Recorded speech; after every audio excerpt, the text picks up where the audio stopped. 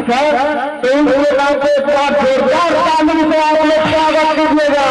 जोरदार ताली से चलिए, अगर आप प्रोग्राम देखना चाहते हैं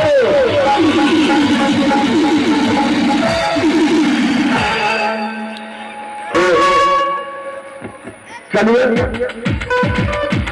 हमारे बड़े भैया सुरेंद्र भैया आए और आज सामने कमेटी हम लोग के बड़े कलाकार वीरेंद्र सिंह जी हैं और इन्हीं के शुभ हाथों से उद्घाटन होगा मेरे स्टेज का।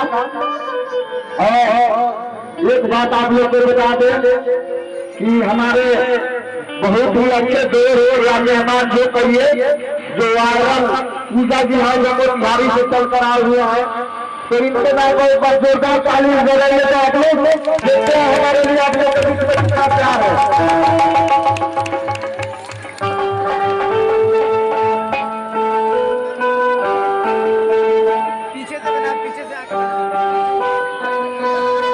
और आप लोग के भी एक भक्ति प्रोग्राम दिखाया जाएगा, जो भी प्रोग्राम होगा भक्ति होगा और आप लोग इसी तरह